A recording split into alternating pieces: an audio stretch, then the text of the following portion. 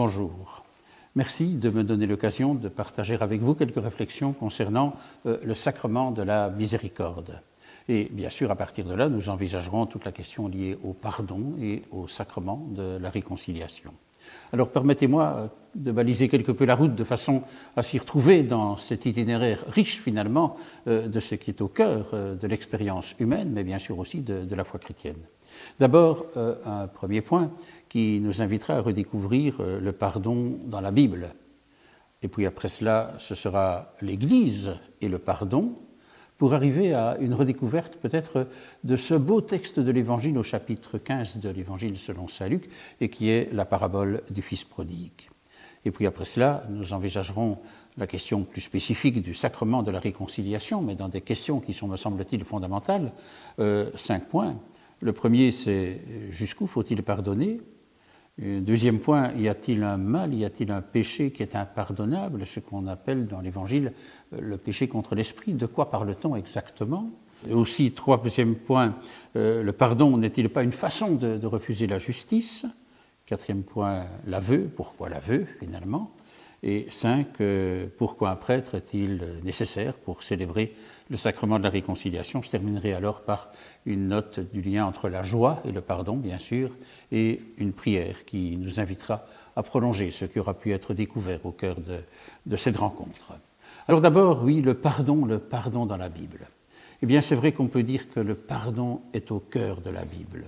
Tout simplement parce que le péché de l'infidélité et le péché de l'idolâtrie, bien d'autres encore, mais sont au cœur de l'expérience humaine et de l'histoire de l'humanité, l'expérience humaine dont la Bible est un reflet fidèle. Disons-nous bien, et je crois que c'est important pour comprendre, que rien de ce qui est humain n'est étranger à la Bible. Que ce soit dans sa face lumineuse ou dans sa face ténébreuse, le cœur de l'homme se révèle à travers les récits bibliques, en sachant cependant, dans la foi, que c'est d'abord le cœur de Dieu qui s'y révèle, tant il est vrai que, pour les auteurs bibliques, l'homme, l'humain, donc homme et femme, ne se comprennent vraiment que dans leur relation à Dieu. Alors, ce qui est une constante à toutes les étapes de l'histoire biblique, c'est que l'homme n'échappe pas à l'expérience du mal. C'est un grand mystère, c'est aussi une profonde réalité. Mais rappelez-vous et rappelons-nous cette parole de l'apôtre Paul qui quand même nous fait réfléchir lorsqu'il dit « Je fais le mal que je ne veux pas et je ne fais pas le bien que je veux ». Et quand on reconnaît que le mal commis est toujours une rupture d'avec Dieu, on l'appelle le péché. Alors, quelques exemples, peut-être pour illustrer quand même, de péchés qui sont relatés dans la Bible, parce que ça peut nous faire comprendre aussi. Ça commence par le début, avec déjà Adam et Ève, et c'est leur prétention à vouloir être Dieu et à vouloir se passer de Dieu. Une attitude, pourrait-on dire, une attitude prométhéenne. Et puis on arrive avec Caïn et Abel, et c'est la relation fratricide finalement, l'attitude qui est avec au cœur la jalousie, qui empêche toute véritable relation. N'oublions pas non plus la tour de Babel et le refus de toute diversité, de toute différence, avec aussi l'illusion que l'uniformité résoudra tous les conflits en les rendant soi-disant impossibles. Il y a aussi dans l'histoire de la Bible le meurtre commis par Moïse, Exode 2, lui qui va conduire le peuple vers la terre promise, il n'y entrera pas, mais qui tue un Égyptien. Pensons aussi à l'adultère de David, qui, pour échapper aux sanctions et aux châtiments, va jusqu'à devenir lui aussi un meurtrier. N'oublions pas non plus l'histoire de Salomon, dont on vante la sagesse, mais qui, à la fin de sa vie, tombe dans le piège de l'idolâtrie. Je n'oublie pas non plus les persécutions qui sont celles de l'apôtre Paul, qui, dit l'Écriture notamment, approuvait le meurtre d'Étienne, le premier martyr, et de bien d'autres, parce qu'il ne sert à rien, bien sûr, de faire une liste exhaustive, et ce n'est pas le but. Le but n'est pas de faire quelque chose qui soit complet, parce que ce serait trop complexe, justement, une liste exhaustive de ces péchés, qui nous montre en tout cas que la Bible n'est pas un livre d'édification morale, mais un chemin d'humanité devenu un véritable chemin de salut. Il faut la grâce de Dieu pour que le péché de l'homme ne signe pas sa perte. Et nous voici donc à l'étape charnière, finalement, qui nous invite à relire l'histoire de l'homme dans sa relation à Dieu. Et le cœur de Dieu se révèle toujours dans sa miséricorde et dans son pardon. La puissance de l'amour est plus grande que la gravité du péché. Alors, comment expliquer dans ce contexte finalement que Moïse, le meurtrier dont je vous parlais il y a quelques instants, se voit confier la mission de conduire le peuple de Dieu vers la terre promise en étant aussi le bénéficiaire d'une rencontre avec Dieu sur le mont Sinaï? Comment expliquer que David fut reconnu comme le grand roi qui reste un point de référence pour parler de l'humanité de Jésus, dont on dit qu'il est fils de Dieu, fils de David aussi? Comment parler aussi finalement, comment expliquer que Paul, le persécuteur, fut mystérieusement choisi comme l'apôtre qui allait ouvrir le christianisme naissant aux nations dites païennes? Et finalement, je pourrais bien sûr ici multiplier les exemples en parlant aussi de chacun de nous dans notre dignité de fils et de filles de Dieu qui sommes toujours sur des chemins tortueux où se croisent et se rencontrent sans cesse finalement la grâce et le péché. En fait, la Bible ne se comprend pas sans le péché de l'homme et sans le pardon de Dieu. C'est le fil rouge qui est aussi une ligne de crête. Alors, supprimons le pardon, et à ce moment-là, finalement, le pardon comme la plus haute et la belle expression de l'amour de Dieu dans la Bible, et la Bible, finalement, n'existe plus, tout simplement. Le pardon, véritablement, au cœur de toute l'expérience biblique. C'est particulièrement vrai aussi dans les évangiles qui font partie de la Bible, bien sûr. Combien de fois Jésus ne dit-il pas à ceux qu'il rencontre « tes péchés sont pardonnés ». C'est, pourrait-on dire, la plus belle signature de Dieu au cœur de la vie de chacun, au cœur de la vie de tous les hommes et de toutes les femmes. Nous y reviendrons. Alors, deuxième aspect, si vous voulez, c'est en Église et l'importance du pardon en Église. Je crois qu'un des grands enseignements que le Christ nous révèle dans les évangiles, c'est que l'Église est dépositaire de ce trésor qui fait en quelque sorte partie de son ADN. Et c'est véritablement le pardon. Oh, ce n'est pas pour rien que l'Église en a fait un des 7 sacrements qui sont aujourd'hui reconnus dans la vie chrétienne et catholique. Jésus va jusqu'à dire, c'est fort quand même, hein, tout ce que vous lirez sur la terre sera lié dans les cieux, et tout ce que vous délirez sur la terre sera délié dans les cieux. C'est la promesse et l'engagement de Jésus, le Christ.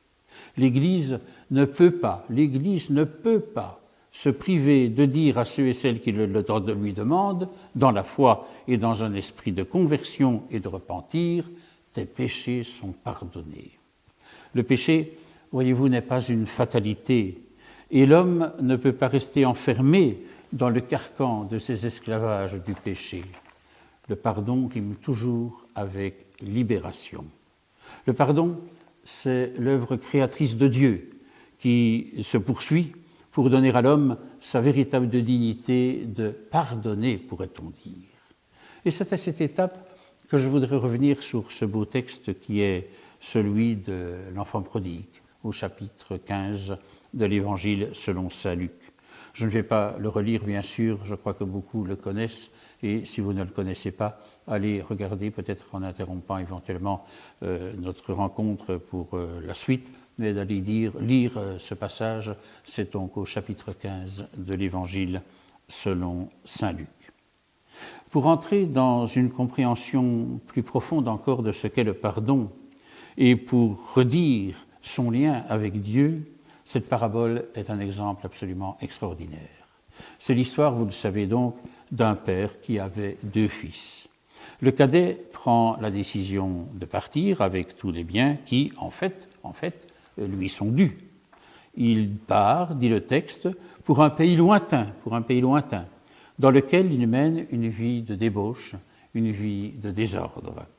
Le drame finalement intérieur qui va se vivre et que vit ce fils cadet n'est pas tellement de partir, car le chemin de la vie est souvent fait de départs et de ruptures qui peuvent être féconds, mais le drame, c'est que lorsque le désir de se suffire à soi-même l'emporte sur la reconnaissance de ce lien vital qui l'unit à son Père et qui lui permet d'acquérir son autonomie, son adulte liberté, dirais-je. Le péché commence et le fossé s'agrandit, en fait, quand surgit la dérive de la dissipation et du gaspillage de l'amour. C'est ça l'expérience du péché, dissiper et gaspiller l'amour. Et donc c'est l'expérience qui est celle de ce fils cadet. Condamné à garder les cochons, le fils, qui ne se reconnaît plus comme un fils, fait l'expérience du manque, de la sécheresse du cœur, de la tristesse de l'âme. Et tout à coup, surgit alors le désir de refaire alliance dans une démarche de grande humilité. Oh, certes, l'estomac vide fut ici le détour obligé pour prendre conscience que son manque n'était pas qu'alimentaire, mais vital au plan de tout son être. Le but de cet évangile, voyez-vous, qui est aussi d'ailleurs un chef-d'œuvre littéraire, avouons-le, est de nous révéler le vrai visage du Père et dans le vrai visage de Dieu que révèle ce Père de la parabole. Un petit peu comme on le chante dans certaines de nos liturgies. Qui donc est Dieu pour nous aimer ainsi? De quel Dieu s'agit-il? De quel Père parle-t-on? L'Évangile nous dit alors que le Père attend, qu'il est passionnément amoureux de son Fils et qu'il l'attend non pas de façon résignée, non pas de façon passive, mais toujours prêt à l'accueillir quand il rentrera pour le serrer dans ses bras, pour faire la fête plutôt que pour faire des reproches. Le fils cadet ne s'imaginait sans doute pas cela, car il avait préparé tout un discours qu'on pourrait appeler un discours de circonstance, mais certainement qui venait de son cœur aussi, un mot d'excuse, pourrait-on dire. Mais son père a lu dans son cœur au point de ne même pas écouter ce qu'il dit. Cela ne veut pas dire que la parole est inutile, on y reviendra dans quelques instants, mais le but de l'Évangile est ici de nous parler du Père et de ce qui déborde de son cœur de Père. C'est sans doute là ce qui l'emporte sur toute autre considération dans cet Évangile. Et alors c'est la fête des retrouvailles, la fête qui met l'autre fils, un père avait deux fils, qui met l'autre fils, le fils aîné, dans la colère. Ne devait-il pas, lui, le fidèle ouvrier et collaborateur de son père, être le vrai bénéficiaire de ces festivités? Comment justifier un tel festin? On ne voit plus que le fils cadet a commis le péché. C'est peut-être cela, finalement, qui fait la colère de ce fils aîné. Mais on doit voir son chemin de véritable conversion. Et c'est le père, une fois encore, qui va faire le premier pas pour aller vers son fils aîné. « Tout ce qui est à moi est à toi, lui dit-il. » Et puis, ajoute-t-il, ne fallait-il pas se réjouir, puisque ton frère qui était mort est revenu à la vie, le retour de son frère, il est là, il faut le fêter. La parabole ne dit pas ce que fut la réaction de ce fils aîné. Mais sans doute, sa réponse est-elle notre réponse, lorsque nous nous mettons à l'écoute de ce que dit le Père prodigue de l'Évangile. Oui, vraiment, cette parabole est un véritable chef-d'œuvre. Nous y retrouvons le vrai visage de Dieu qui se révèle dans la démesure de son amour et dans la grandeur de son pardon. Je crois que cette parabole, de façon privilégiée, nous aide à mieux comprendre et à mieux entrer dans la pratique de ce que nous pouvons vivre lorsque nous pratiquons le sacrement de la réconciliation. Et c'est vrai que cette parabole est véritablement là pour nous aider à mieux comprendre ce qu'est ce sacrement de la réconciliation, et je voudrais y venir maintenant. Le sacrement de la réconciliation, un beau mot qui est utilisé. L'histoire de l'Église nous révèle que la pratique de ce sacrement de la réconciliation a évolué au fil des siècles. Mon but n'est pas ici de refaire cette histoire à la fois riche et complexe de ce sacrement, mais les différentes étapes de son histoire montrent que rien n'est figé, et quand on reste fidèle à l'intuition du Christ et qu'on reste créatif par rapport aux évolutions qui sont celles qu'on peut reconnaître comme des signes des temps. Alors peut-être pour résumer quelque peu et pour montrer la riche histoire de ce sacrement, peut-être rapidement quelques étapes. On peut dire que c'est au IIIe siècle que ce sacrement se répand dans l'Église, sous la forme alors d'un acte public, effectué après l'aveu de la faute, l'aveu qu'on fait à l'évêque. Le pécheur doit alors s'imposer une série d'interdits et observer aussi quelques obligations, comme le jeûne et l'aumône, jusqu'au jeudi saint, qui était le jour où il recevait l'absolution.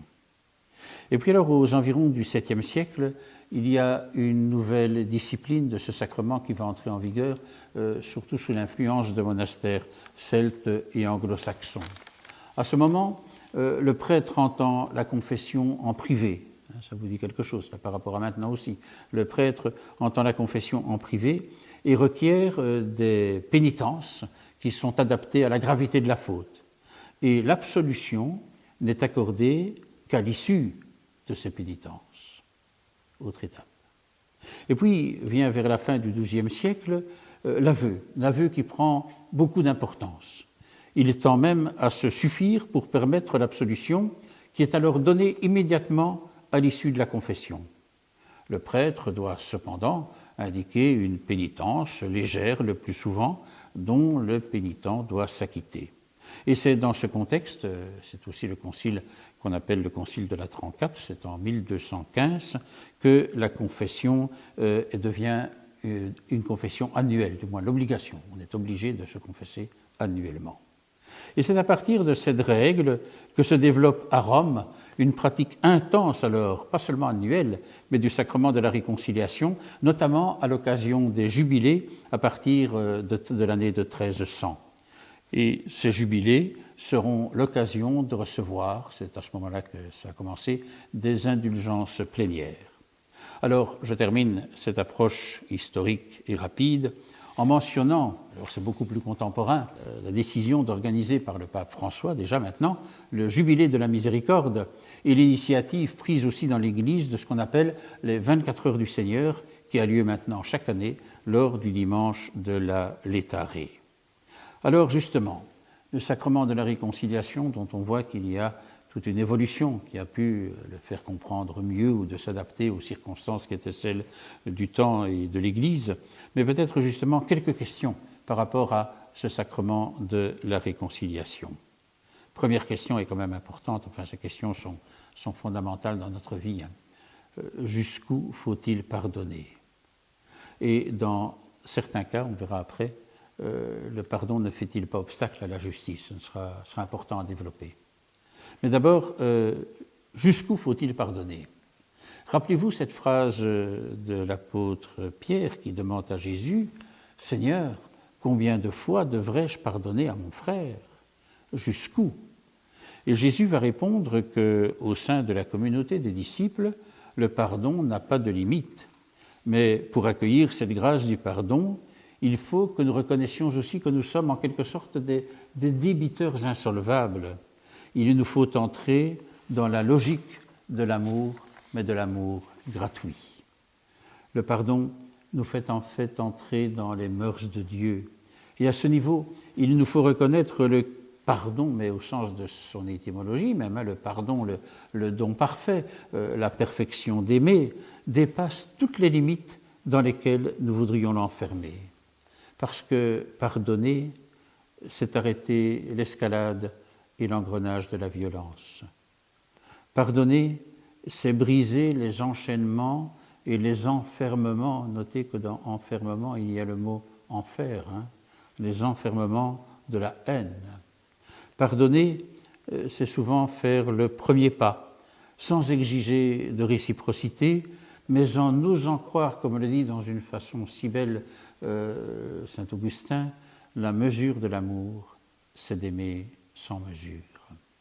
Alors, que penser aussi de cette prière de Jésus par rapport au pardon qui nous invite dans le Notre Père à pardonner nos péchés, d'être pardonné par le Seigneur comme nous pardonnons. Qu'est-ce que ce comme finalement? Oh, bien sûr, nous savons que nous ne sommes pas Dieu et que la mesure de ce que nous pouvons donner comme pardon est bien petit par rapport à l'immensité de l'amour de Dieu et du pardon de Dieu. Mais il s'agit ici en fait d'un comme, non pas de mesure, mais de cohérence, si vous voulez. En fait, c'est de se dire ceci, que serait notre prière demandant à Dieu de nous pardonner si de notre côté nous n'adoptons pas la même attitude jusqu'au bout de ce qui nous est possible. Et je crois que c'est important de le reconnaître. Mais dans ce contexte, on peut se poser la question, évidemment, est-ce qu'il y a un mal impardonnable? Qu'est-ce qu'on entend par le péché contre l'esprit dont on parle dans l'Évangile? Que dire du pardon, par exemple, quand on pense aux camps de concentration et aujourd'hui aux actes ignobles de la guerre en Ukraine et dans d'autres régions qu'on oublie parfois aujourd'hui? À ce niveau, il faut nous rappeler cette parole de l'Écriture qui nous dit que Dieu seul sonde les cœurs et les reins. Personne ne peut dire ce qui se joue dans la rencontre ultime entre Dieu et le pire des criminels. Nos limites humaines ne sont pas celles de l'amour de Dieu. Mais c'est vrai, il faut insister, que le repentir est sans doute la condition indispensable pour que le pardon rejoigne le cœur du pécheur, quel que soit son péché. Dans la foi, nous savons que le pardon de Dieu précède toujours la reconnaissance de notre péché. Quand on entend par exemple Jésus sur la croix demander à Dieu son Père de pardonner à ses bourreaux car ils ne savent pas ce qu'ils font, comme il dit, il ne veut certainement pas banaliser la faute de ceux qui l'ont crucifié sur la croix, mais il ose croire que la conversion peut se vivre jusqu'au mystère du mal le plus profond. Vraiment, dira le centurion romain, rappelez-vous, vraiment, cet homme était le Fils de Dieu, est le Fils de Dieu. Alors, peut-être que la seule limite au pardon est le refus du pardon. La liberté de l'homme dans son refus d'être pardonné est sans doute la seule façon d'empêcher Dieu de pardonner. Ne serait-ce pas cela qu'on peut appeler le péché contre l'esprit? Mais c'est encore la liberté de l'homme qui est en jeu. Troisième question, le pardon n'est-il pas une façon de refuser la justice et la condamnation qui peut découler finalement de cette justice? C'est, pour éclairer cette question, le pape Jean-Paul II, qui, dans son encyclique en 1980, Dieu riche en miséricorde, dit que le pardon miséricorde apporte un nouveau contenu à la justice. C'est fort, il va jusque-là. Le pardon ne peut jamais être une façon de banaliser le mal, mais le pape estime que la miséricorde est le sommet de toute justice. Oh, ça demanderait beaucoup d'approfondissement. Seule la miséricorde est capable de rendre à l'homme sa dignité. Un certain exercice de la justice peut évidemment, et je crois que c'est absolument indispensable, peut protéger la société des personnes qui ont des attitudes mortifères et criminelles, qui menacent la société. Mais au cœur de son cœur, l'homme a autant besoin d'amour que de justice. Il nous faut faire l'expérience du pardon sans lâcheté, sans compromission.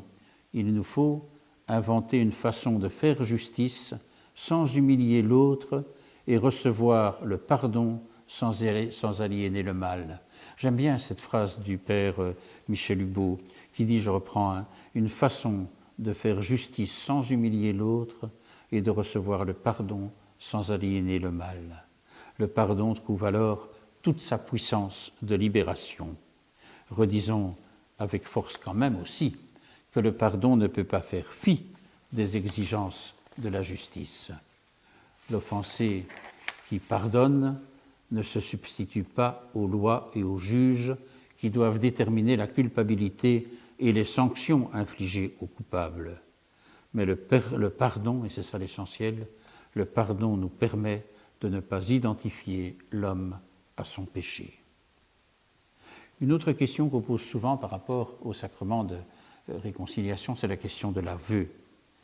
Faut-il avouer? Pourquoi avouer? En fait, l'Évangile nous dit que Dieu sait mieux que nous ce dont nous avons besoin. C'est dit lorsque Jésus apprend à ses disciples à prier. Alors, quelques remarques. Soulignons d'abord que ce dont nous croyons avoir besoin n'est pas nécessairement ce qui est le meilleur pour nous. On peut en faire à certaines étapes de notre vie l'expérience. Reconnaissons aussi que les voies de Dieu ne sont pas nécessairement nos chemins. Et disons enfin que la prière n'a pas pour but d'informer Dieu et que lorsque nous avouons notre péché, nous ne voulons pas dire à Dieu, tu sais, voilà ce que j'ai fait, il le sait mieux que nous. Mais c'est d'entrer dans une démarche d'alliance et d'amour. En fait, l'aveu est une belle démarche d'humilité et de lucidité. Et l'humilité, sachons-le, n'est jamais l'humiliation. Aimer, ce n'est pas s'humilier. Pardonner, ce n'est pas s'humilier. C'est en ce sens que l'aveu de notre péché n'est pas une aliénation, mais une libération qui, en fin de compte, nous grandit. Et nous savons que Dieu est plus préoccupé de notre avenir que de notre péché, plus préoccupé de notre avenir que de notre passé. Mais reconnaissons aussi que la lucidité sur ce qu'est notre péché nous aide aussi à mieux comprendre dans quel sens peut aller alors le chemin de notre propre conversion. Permettez-moi encore d'ajouter ceci. Souvent même, je dirais presque toujours, la non-reconnaissance de notre péché est souvent plus grave que notre péché. Car c'est la non-reconnaissance de notre péché qui nous empêche d'accueillir le pardon. Et vous voyez combien l'aveu à ce niveau-là peut être important. À condition, bien sûr, de ne pas confondre confessionnal et tribunal. La confession restera toujours le lieu de la miséricorde, et avouons-le, pas toujours, et c'est normal, pas nécessairement le tribunal. Alors, dernière question par rapport au sacrement de la réconciliation que je voudrais évoquer avec vous. Pourquoi le sacrement de la réconciliation suppose-t-il la présence d'un prêtre ? Ce n'est évidemment pas la vertu du prêtre qui justifie sa présence auprès du pénitent. Encore faut-il cependant que le prêtre ait une vie totalement orientée vers la parole qu'il prononce. Quel contre-témoignage et même quel scandale serait le prêtre dont on dirait « faites ce qu'il vous dit, mais ne faites pas ce qu'il fait ». Certes, le prêtre est un pécheur qui confesse un pécheur. Son humilité sera toujours le plus beau témoignage de la justesse de son ministère. Mais pourquoi alors la présence d'un prêtre ? D'abord, première raison, dirais-je, c'est que sa présence est une grande aide pour que notre confession ne soit pas un exercice d'introspection qui peut être à la source de beaucoup d'illusions. Cela peut être vrai aussi en d'autres circonstances, pour justifier par exemple la présence d'un psychiatre, d'un psychologue dans certaines conversations et dans certains actes thérapeutiques. Mais le sacrement de la réconciliation n'est pas d'abord un acte thérapeutique, mais un acte sacramentel et donc spirituel, même si les deux peuvent se justifier à condition bien sûr de ne pas se confondre.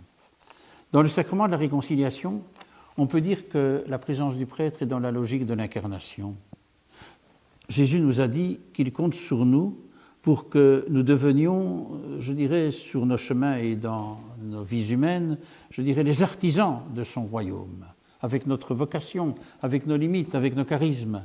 Et par vocation, le prêtre devient l'artisan privilégié de la conversation dans le sacrement qui en est le signe. Alors, le prêtre reçoit, c'est vrai, la mission qui même est ordonnée pour que dans l'Église on ne perde jamais la grâce de la réconciliation et du pardon. Il est le signe de ce trésor, mais il n'est pas ce trésor. Autre aspect aussi, dans la foi nous reconnaissons que la parole et le geste du prêtre, jusque dans leur maladresse et leurs hésitations, peuvent nous aider à découvrir que c'est Dieu lui-même qui s'engage dans ce que l'homme dit et pose comme geste. Enfin, le prêtre a cette responsabilité particulière de rappeler l'importance du pardon dans la communauté. C'est vrai que tous les baptisés reçoivent la mission de la vivre et de la mettre en pratique à tous les échelons de la vie communautaire. Le pardon n'est donc pas un privilège presbytéral du prêtre, mais la présence du prêtre vient dire qu'il s'agit là d'un sacrement, qu'il y a quelque chose de véritablement divin qui se joue à travers l'acte du pardon. Alors oui, la proximité de Dieu se révèle dans ce sacrement de la réconciliation, non pas parce que le prêtre est présent, mais parce que sa présence est l'humble signe de la présence de Dieu. Et ça change tout. Ah oui, ceci n'est vrai que si nous reconnaissons que la communauté elle-même est le lieu pour découvrir que Dieu y est présent. Là où 2 ou 3 sont réunis en mon nom, dit Jésus, je suis au milieu d'eux. Et ici, qu'il y ait ou non la présence d'un prêtre. Il n'y a donc rien de magique, il n'y a rien d'extraordinaire, je dirais, dans la présence du prêtre. Il y a le sacrement, c'est-à-dire une façon particulière de connecter notre vie avec Dieu. Me voici au terme de ce que je voulais vous partager. Mais cette présentation du pardon et du sacrement de la réconciliation qui le célèbre ne serait pas complète, entre guillemets, si je ne vous disais pas combien la joie est liée au pardon. Il n'y a pas de pardon sans la joie du pardon. En fait, cette joie est aussi signe de sa nouveauté, de l'avenir désormais possible, de l'espérance qui est au cœur de toute vie chrétienne. Et comment terminer ces quelques réflexions, sinon en unissant notre prière à celle du psalmiste. Le pardon est un don, et c'est dans la prière qu'il se reçoit. Mais ce don n'est fécond que s'il devient notre tâche commune et personnelle. Et c'est dans le psaume 50, le psaume qui dit « Pitié pour moi, mon Dieu, dans ton amour. Selon ta grande miséricorde, efface mon péché. Lave-moi tout entier de ma faute, purifie-moi de mon offense. Oui, je connais mon péché, ma faute est toujours devant moi. Contre toi et toi seul j'ai péché, ce qui est mal à tes yeux, je l'ai fait. Crée en moi un cœur pur, ô mon Dieu, renouvelle et raffermis au fond de moi mon esprit. Ne me chasse pas loin de ta face, ne me reprends pas ton Esprit Saint. Rends-moi la joie d'être sauvé, que l'Esprit généreux me soutienne. Seigneur, ouvre mes lèvres et ma bouche annoncera ta louange. Oui, vraiment. Et le psaume nous le redit, le Seigneur est tendresse et pitié. Merci à vous.